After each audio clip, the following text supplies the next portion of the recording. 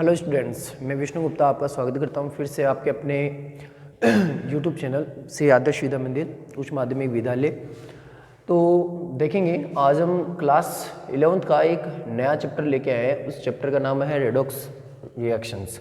तो अब जो अभिक्रिया क्या है इसे हमें समझना है। तो कैसे समझें? सबसे मुख्य बात आती है कि सर ये चैप्टर हमें याद नहीं होता, लेकिन मैं आपको कहता हूँ ये चैप्टर बहुत इजी है, सिंपल है बहुत। इसको कैसे याद करेंगे? इसके दो टर्म्स ले लेते हैं।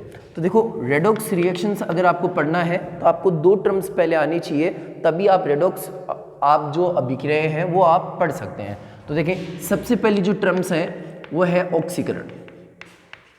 ध्यान से सुनेंगे। रेडॉक्स अभिक्रिया क्या है उसकी डेफिनेशन पढ़नी है तो आपको पहले ऑक्सीकरण और अपचयन, इन दोनों का आपको अच्छे से अध्ययन होना चाहिए। ऑक्सीकरण और अपचयन अगर हम कहते हैं किसी अभिक्रिया में दोनों, मतलब ऑक्सीकरण और अपचयन दोनों क्या होते हैं, अगर साथ साथ हो, अगर क्या हो, साथ साथ होते हैं तो उस अभिक्रिया को हम कहते हैं रेडॉक्स रिएक्शन। क्या कहते हैं? Redox reaction.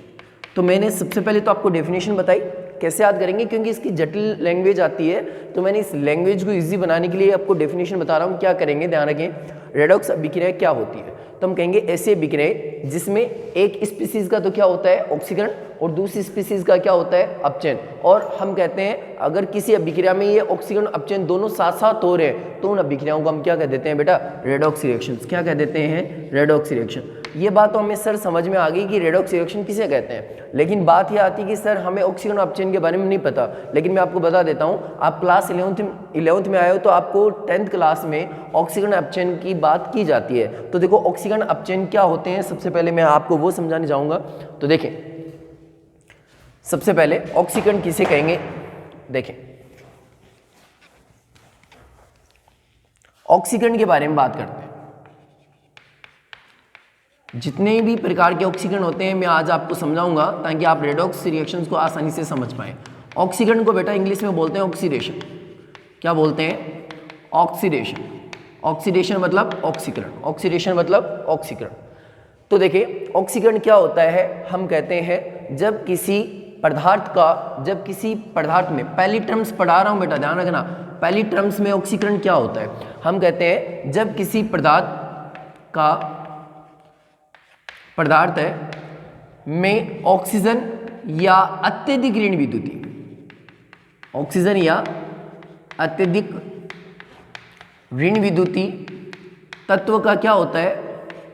संयोग होता है। क्या होता है बेटा? संयोग होता है। तो हम कहेंगे उसे ऑक्सीकरण होगा। उस पदार्थ का क्या होगा बेटा? ऑक्सीकरण होगा। तो एक बार आप डेफिनेशन वापस गौर कीजिएगा, क्या है ऑक्सीकरण की? हम कहते हैं जब किसी पदार्थ में ऑक्सीजन तथा ऋण विद्युतीय परमाणु का क्या होता है? संयोग होता है, तो उसे हम ऑक्सीकरण कहते हैं। एक बार देखना स्टार्ट तो हम क्या कहते हैं? उसे ऑक्सीकरण कहते हैं। तो ये बात आपको समझ में आ गई होगी ऑक्सीकरण किसे कहते हैं। अब देखें, इसका एक एग्जांपल लेते हैं जिससे हम इसको और बेहतर ढंग से समझ पाएं। तो देखें, और एग्जांपल लेता हूं मैं इसका। जैसे मैंने कहा CH4 प्लस O2, तो आप देखेंगे यहाँ पे हमारे पास CO2 बन जाएगा और एक हमारे पास क्या बन जाता है? जल। मतलब क्या कहना चाहते हैं, अपने पास CH4 होता है, उसको मेथेन गैस बोलते हैं। ऑक्सीजन हमारी गैस है। जब ऑक्सीजन गैस की उपस्थिति में CH4 का क्या होता है? दहन होगा। तो दहन होगा तो CO2 गैस बनेगी और हमारे पास क्या बनेगा? वाटर बनेगा, वाटर भी वेपर के रूप में। तो देखेंगे तो हम कहेंगे यहाँ पे, ध्यान से समझे बेटा, यहाँ पे कहेंगे CH4 का क्या हुआ है? ऑक्सीकरण हुआ है। क्यों हुआ है? क्योंकि हम कहेंगे कार्बन के साथ में ऑक्सीजन का क्या हुआ है बेटा? संयोग हुआ है। तो मैंने कहा ना, ऑक्सीजन या अत्यधिक ऋण विद्युतीय तत्व का क्या होना? संयोग होना क्या कहलाता है? ऑक्सीकरण कहलाता है। अकॉर्डिंग टू फर्स्ट टर्म ऑक्सीकरण की मैंने आपको पहली परिभाषा बताई। और भी हम देख सकते हैं, जैसे मैंने कहा ये आयरन है, आयरन के साथ में सल्फर का जुड़ना क्या बन जाएगा? Iron sulphide. क्या बनता है? Iron sulphide. तो हम कहते हैं कि आयरन और जो सल्फर गैस है, आयरन और हमारे पास सल्फर गैस है, तो ये दोनों अगर मैं बैलेंस कर दूं पहले, क्योंकि ओवरऑल आप बैलेंस देख ले, 2 1 3, अगर इसको बैलेंस कर दूं 2, यहाँ पे लगा देता हूँ हाइड्रोजन हमारे पास यहाँ पे 2 है और यहाँ पे 4 है। तो इसको 2 लगाना पड़ेगा, तो ये हमारे पास 2 और 2 4 हो जाएंगे। यहाँ पे ऑक्सीजन बैलेंस कर देता हूँ। बेटा आप ये मत सोचना कि यहाँ पे बैलेंस करना भी जरूरी होता है, अगर आप ओवरऑल बैलेंस नहीं करते हो तो भी आपका क्वेश्चन गलत माना जाएगा। तो देखें रिएक्शन में मैंने बताया यहाँ पे मेथेन है और इसकी ऑक्सीजन गैस के साथ मैंने क्या करवाई, क्रिया कराई, मतलब इसका दहन कराया CH4 का, तो CO2 बना और एक H2O बना। तो आप ध्यान रखिए मैंने यहाँ पे बैलेंस कर दिया बेटा, पहले बैलेंस नहीं था, देख लेना यहाँ पे कार्बन 1 है, यहाँ भी कार्बन 1 है, यहाँ हाइड्रोजन 4 है, तो यहाँ पे भी देख लो 2 दूना 4, तो यहाँ पे 4 हाइड्रोजन है। और टोटल ऑक्सीजन भी देख सकते हैं 2 और 2, देखो 2 ऑक्सीजन ये रही और 2 × 1 तो 4 ऑक्सीजन, यहाँ भी 2 × 2, तो यहाँ पे 4 ऑक्सीजन। देखेंगे यहाँ पे आप देखेंगे ये आयरन है और ये हमारे पास सल्फर है, तो ये आयरन सल्फाइड की स्टिक बनती है। तो हम कहते हैं कि यहाँ पे किसी भी तत्व का आप देख रहे हैं कि यहाँ पे सल्फर का क्या हो गया, योग हो गया, तो ये आयरन सल्फाइड का निर्माण हो गया। और अगर मैं देखना चाहता हूँ तो जैसे आप देखते हैं आयरन है, इसकी ऑक्सीजन के साथ क्रिया होती है तो ये क्या बनता है, आयरन ऑक्साइड, क्या बनता है, आयरन ऑक्साइड। तो इसको भी मैं लिख सकता हूं, तो आप देख सकते हैं इसको ओवरऑल बैलेंस करें तो मैं इसको बैलेंस करके रखा है। तो यहाँ पे सभी में देख रहे हो आयरन का क्या, आयरन में कौन ऑक्सीजन का क्या हुआ है, जुड़ना हुआ है, तो ये प्रक्रम क्या कहलाएगा, ऑक्सीकरण कहलाएगा। तो मैंने ऑक्सीकरण की आपको 3 रिएक्शन दिखवा दी, लेकिन आपको एग्जाम में सिर्फ एक ही रिएक्शन याद रखनी है, आपको ज़्यादा याद नहीं रखना, सिर्फ इतना याद रखना है किसी पदार्थ में अगर ऑक्सीजन जुड़ रही है, किसी पदार्थ में ऑक्सीजन का क्या हो रहा है, जुड़ना हो रहा है, या ऑक्सीजन के अलावा भी हो सकता है, क्योंकि अब एडवांस क्लासों में आ गई, 11th क्लास में आ रहे हैं, तो हमें ये पता होना चाहिए कि ऑक्सीजन ही नहीं और भी ऋण विद्युतीय तत्व हो सकते हैं। अगर किसी ऋण विद्युतीय तत्व का क्या हो रहा है, संयोग हो रहा है, तो वो प्रक्रम भी बेटा क्या कहलाता है, ऑक्सीकरण कहलाता है। तो हम कहेंगे आयरन का ऑक्सीकरण हो रहा है, यहाँ भी ऑक्सीकरण, इस CH4 का भी क्या हो रहा है, ऑक्सीकरण। तो चले पहले टर्म्स के रूप में तो मैंने आपको ये बताया, अब सेकेंड टर्म्स के रूप में बता रहा हूँ ऑक्सीकरण कैसे पढ़ेंगे। देखिए पहले टर्म्स में बताया मैंने, जो पदार्थ है, पदार्थ में क्या होना, इसको O को मैं ऑक्सीजन लिख देता हूँ ताकि आप ये न कहें कि ये O क्या लिखा है, 0 तो नहीं है ना, 0 नहीं है बेटा, ऑक्सीजन, ठीक है, ऑक्सीजन और अत्यधिक ऋण विद्युतीय तत्व का संयोग से जो होता है।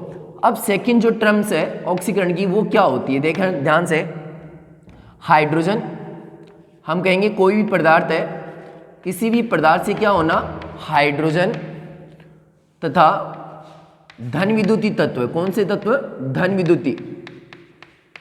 धन विद्युतीय तत्व का निष्कासन, धन विद्युतीय तत्व का क्या होना, निष्कासन होना। तो हम कहेंगे किसी भी पदार्थ से हाइड्रोजन तथा धन विद्युतीय परमाणु का निष्कासन होना भी क्या कहलाता है, ऑक्सीकरण कहलाता है। जैसे अगर एक ओवरऑल एक एग्जाम्पल की बात करें, जैसे हम 12th क्लास में एक रिएक्शन पढ़ते हैं, ये हमारे पास एथेनॉल है, ये हमारे पास क्या है, एथेनॉल है। अगर यहाँ से मैं कहूँ इसका अगर मैं ऑक्सीकरण कराऊँ तो क्या होता है, ध्यान से समझना, इसका अगर मैं ऑक्सीकरण कराता हूँ तो क्या बनता है, यहाँ से ये मेरा H और इसका ये जो CH2 समूह है उसका H, मतलब मैं इसको अल्फा कार्बन बोल सकता हूँ। तो देखें हम कहेंगे अल्फा का क्या हो जाएगा, एक हाइड्रोजन यहाँ से हट जाएगा। अगर मैं इसको ओवरऑल दिखाना चाहूँ तो इसका एक H यहाँ दिखा देता हूँ, इस CH2 का H एक यहाँ दिखा देता हूँ, तो ये मैंने हाइड्रोजन गैस को क्या कर दिया, यहाँ से बाहर निकाल दिया। तो देखेंगे तो ये हमारे पास क्या बन गया, CH3CHO, एसिटिल्डिहाइड का निर्माण हो गया। ये हमारे पास क्या था, एथेनॉल, CH3CH2OH था, इसका नाम क्या था बेटा, एथेनॉल। एथेनॉल से हमारे पास क्या बन गया, एथेनॉल। तो हम कहेंगे कि यहाँ पे क्या हुआ है, हाइड्रोजन का क्या हुआ है, हटना हुआ है, हाइड्रोजन का निकलना हुआ है, तो हम कहेंगे ये विहाइड्रोजनी प्रक्रम है। ये कौन सा है, विहाइड्रोजनीकरण, मतलब हाइड्रोजन का निकलना भी बेटा क्या कहलाता है, ऑक्सीकरण कहलाता है। तो मैंने आपको यहाँ पे डिटेल में बताया कि ऑक्सीकरण को दूसरे टर्म में कैसे लिखेंगे। मैंने यहाँ पे कहा कि किसी पदार्थ में धन विद्युतीय तत्व या हाइड्रोजन का निकलना ही क्या कहलाता है, ऑक्सीकरण कहलाता है। तो यहाँ पे आपको ज़्यादा सस्पेंस होने की जरूरत नहीं है, तो एकदम सिंपल सी टर्म है। तीसरी जो टर्म्स होती है वो ऑक्सीकरण की क्या होती है, देखें जितनी भी परिभाषाएं हैं मैं आपको बता रहा हूँ, ऑक्सीकरण कितने कितने प्रकार से हो सकता है, इसको हम कैसे देख सकते हैं। तो थर्ड टाइप है संयोजकता के आधार पे, हम कहते हैं किसके आधार पे देखेंगे, संयोजकता, वैलेंसी। संयोजकता को इंग्लिश में बेटा क्या हम क्या बोलते हैं, वैलेंसी। तो देखें वैलेंसी के आधार पे हम कहेंगे अगर किसी भी पदार्थ किसी तत्व की संयोजकता में संयोजकता में वर्दी भी क्या कहलाती है, संयोजकता में वर्दी भी क्या कहलाएगी, हम कहेंगे ऑक्सीकरण कहलाएगा। क्या कहलाएगा, ऑक्सीकरण। 5 में रुको। देखिए संयोजकता में वर्दी को हम कैसे एग्जांपल से देखेंगे। ये हमने कहा PCl हमारे पास 3 है और यहाँ पे 2 Cl है। अब ये क्या बनेगा, 3 क्लोरीन ये और 2 ये, तो ये बना लेंगे PCl5। क्या बना लेंगे, PCl5। देखेंगे यहाँ पे एक फास्फोरस से 3 क्लोरीन जुड़े, एक फास्फोरस से कितने जुड़े हैं बेटा, 3 क्लोरीन। तो हम कहेंगे यहाँ जो हमारा फास्फोरस है इसकी संयोजकता कितनी है बेटा, हम कहेंगे फास्फोरस से 3 क्लोरीन जुड़े हैं तो यहाँ फास्फोरस की संयोजकता है 3। अब यहाँ देखेंगे, यहाँ जो ये फास्फोरस आपको दिख रहा है, इस फास्फोरस की संयोजकता कितनी दिख रही है आपको, मतलब फास्फोरस से कितने बंध बने हुए हैं, 5। तो हम कहेंगे यहाँ फास्फोरस की संयोजकता 5 है। तो यहाँ 3 से बेटा क्या हो गई, 5। तो हम कहते हैं संयोजकता में वर्दी भी क्या कहलाता है, ऑक्सीकरण कहलाता है। क्या कहलाता है, संयोजकता में वर्दी भी बेटा क्या कहलाता है, ऑक्सीकरण। तो मैंने आपको ऑक्सीकरण की 3 डेफिनेशन बता दी, किसके आधार पे, पदार्थ में ऑक्सीजन के जुड़ने, या मैं कह दूं ऋण विद्युतीय परमाणु के जुड़ने के आधार पे, मतलब जुड़ेगा मतलब संयोग के आधार पे। फिर हमने कहा कोई भी पदार्थ है उससे हाइड्रोजन या धन विद्युतीय परमाणु निकल जाए तो भी वो क्या कहलाता है, ऑक्सीकरण कहलाता है। फिर हमने कहा संयोजकता में वर्दी है, संयोजकता में जो वर्दी है वो भी किसको दिखाती है, ऑक्सीकरण को दिखाती है। करना सर, अपचयन बताना, अपचयन बताना है। देखिए ये चीजें हो चुकी ऑक्सीकरण की। अब हम देखते हैं अपचयन। अपचयन क्या है, इनका उल्टा क्या कहलाएगा, अपचयन कहलाएगा। देखें हम फटाफट अपचयन को समझते हैं, अपचयन किसे कहेंगे। देखें अपचयन क्या है, देखें अगर ऑक्सीकरण अपचयन दोनों समझ में आ गए तो हम उसको रेडॉक्स समझ सकते हैं। तो अपचयन को इंग्लिश में बोलते हैं रिडक्शन। क्या बोलते हैं बेटा, रिडक्शन। रिडक्शन का अर्थ होता है अपचयन। तो देखें अपचयन किसे कहेंगे, वो इस 3 सेम टर्म है। यहाँ पे पहला होगा जहां हमने ऑक्सीजन में पढ़ा था, ऑक्सीजन का जुड़ना या अत्यधिक ऋण विद्युतीय परमाणु का जुड़ना। तो यहाँ पे क्या हो जाएगा, ऑक्सीजन का हटना, मतलब किसी पदार्थ से पहली टर्म्स के रूप में लिख रहा हूं बेटा, किसी पदार्थ से ऑक्सीजन या अन्य विद्युत ऋणी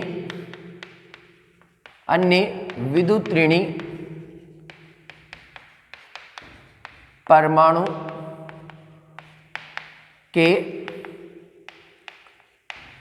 हटने को क्या कहेंगे, अपचयन। क्या कहेंगे, अपचयन कहते हैं। देखिए बेटा डेफिनेशन आप इसको शॉर्ट फॉर्म में याद रखें, उल्टा ऑक्सीकरण का उल्टा याद रखें।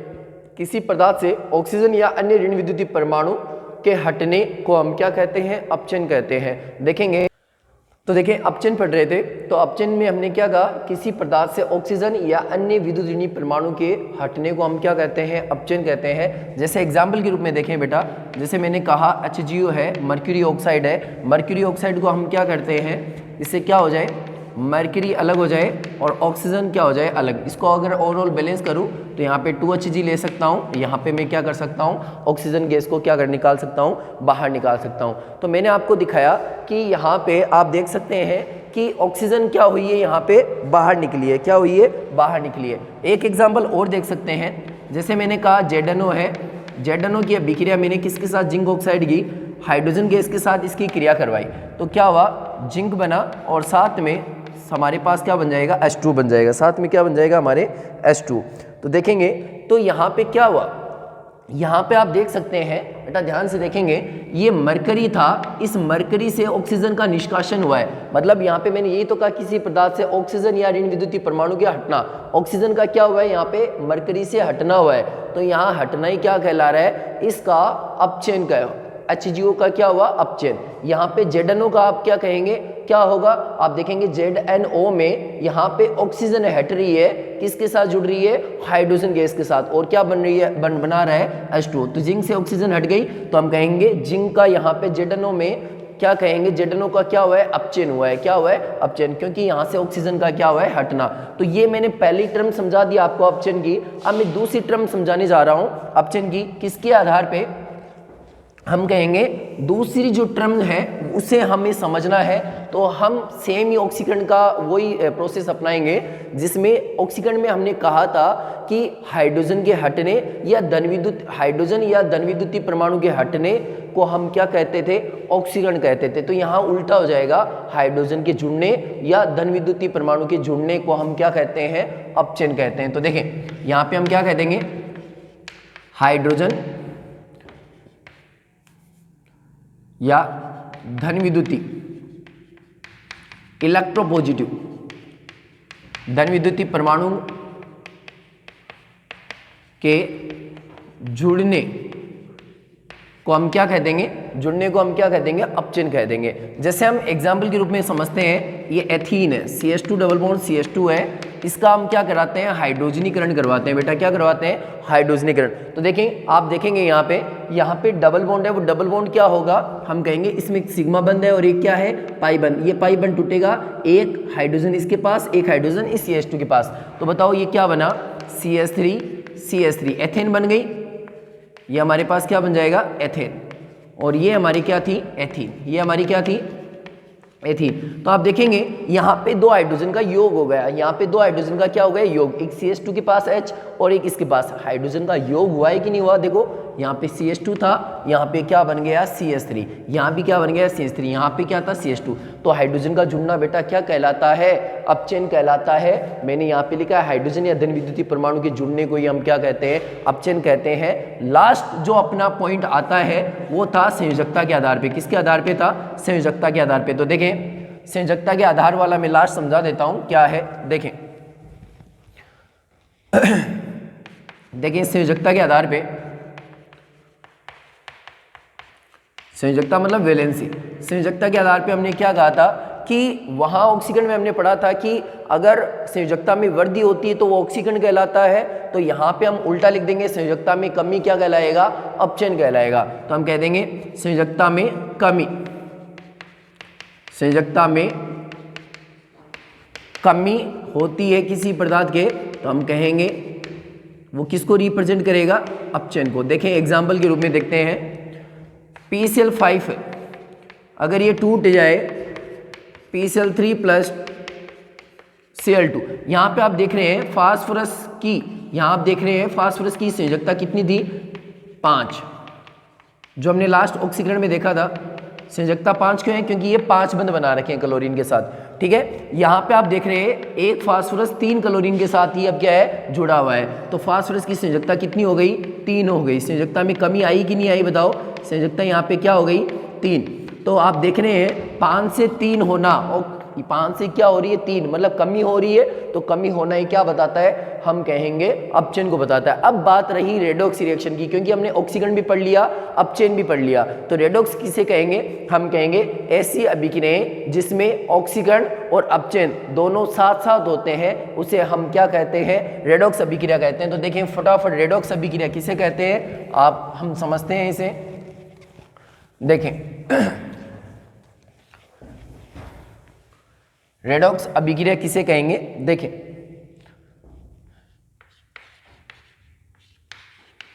Redox reaction. तो इसकी डेफिनेशन तो आपको आ गई होगी, जिसमें ऑक्सीकरण और अपचयन दोनों क्या होते हैं बेटा, साथ साथ होते हैं, उसको हम क्या कहते हैं, रेडॉक्स अभिक्रिया। किसे हम क्या कहेंगे, रेडॉक्स अभिक्रिया। इसका एक एग्जांपल ले लेता हूं मैं। देखो हमने रेडॉक्स अभिक्रिया का उदाहरण मैंने क्या कहा, उसको समझाने के लिए सबसे पहले मैं आपको एक छोटी सी थ्योरी बता देता हूँ। ऐसी अभिक्रिया जिसमें ऑक्सीकरण और अपचयन दोनों क्या होते हैं, साथ साथ होते हैं। मतलब एक पदार्थ का एक स्पीसीज होगी, एक स्पीसीज का तो क्या होगा, ऑक्सीकरण होगा। क्या होगा, ऑक्सीकरण होगा। और एक स्पीसीज होगी, मतलब जो दूसरी स्पीसीज है उसका क्या होगा, इसका अपचयन होगा। क्या होगा, अपचयन होगा। अगर ये दोनों साथ होते हैं, एक का ऑक्सीकरण हो और एक का क्या हो, अपचयन, दोनों साथ हो, तो उसे हम क्या कह देंगे, रेडॉक्स। इसके लिए मैं अगर एक एग्जांपल लूं, आपके लिए अच्छा उदाहरण लूं, तो देखो यहाँ पे मैं उदाहरण लिख रहा हूं, FeS